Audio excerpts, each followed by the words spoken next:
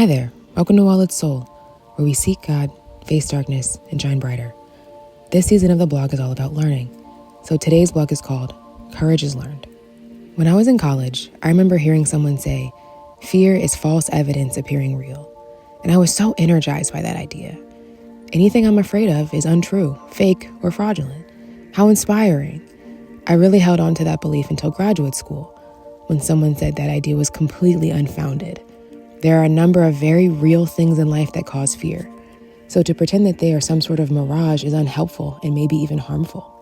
Also, fear in and of itself is a very real feeling, and to pretend that it isn't ignores our call to learn to face and manage it. So I had to unlearn that idea about fear and learn something new about it instead. A few years later, I was reading something that explained courage doesn't exist without fear. In fact, fear is a prerequisite for courage because courage is used to drive out fear. It is the inner strength used to face fear, danger, or difficulty. So rather than operating as though fear isn't real, I began learning to build and rely on courage to press forward in spite of fear. And I think this makes far more sense, especially when you look at scripture. Almost every time courage is mentioned in the Bible, it either says, be strong and of good courage, as in Deuteronomy 31 and Joshua 1, or take courage, as in Mark 15 and Acts 28. And that's usually because someone is afraid of a great challenge or being asked to do something incredibly difficult, and they have great uncertainty about how things will go. But they are assured that the power and strength of the Lord is with them to carry them through. And like we discussed last week, there is some surrender that takes place here, letting go of what you think or know and trusting God's instruction and providence. So how do you develop courage? How can you learn to build and rely on it? Well, that brings me to another quote by Bob Proctor I saw this year. It says, faith and fear both demand you to believe in something you cannot see. You choose. And this, I believe, is the first step. Every time you face uncertainty of any kind, you get to decide how you respond. You get to pick faith or you get to pick fear. And if you ask me, I think faith is the far more difficult choice. I think running, hiding, or avoiding fearful situations are all fairly instinctual. But we have to learn how to have faith, trust, confidence, and hope in God's power, which we can't always see, to care for us when we encounter danger or difficulty.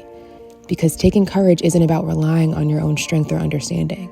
It's recognizing that our power is insufficient, so we need confidence that God is the ultimate provider and His way is best. So then the question becomes, how do you build confidence in God? Like all components of faith, they can take years to grow and develop. But I think it's two cyclical steps here. First is to learn God from His Word. See for yourself how He provided all the way from Genesis to Revelation. Second, when you encounter your own uncertainties in life, rather than trying to gain your own understanding, rely on God to lead you through the unknown paths. Ask for Him to direct your steps and to guide your way.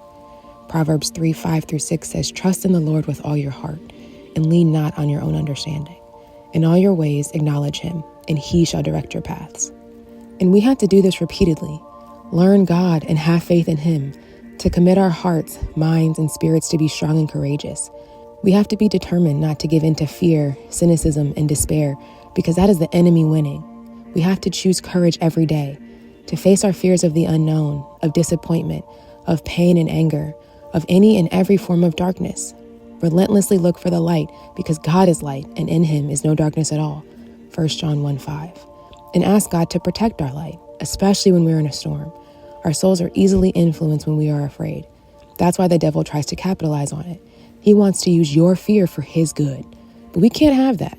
If I'm going to be used, I'm going to be used by God exclusively, which means we have to surround ourselves with as much light as spiritually possible.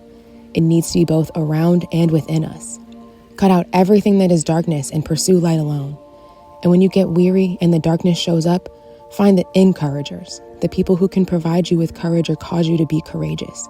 Those are the light sharers. Those are the well-lit souls, the ones who daily choose to seek God, face darkness, and shine brighter. And together, we can live like Psalm 31:24 says, be of good courage, and He shall strengthen your heart, all you who hope in the Lord. Connection question. What is your relationship to courage? How has God provided you with good courage? Let me know in the comments. I'd love to connect with you about it.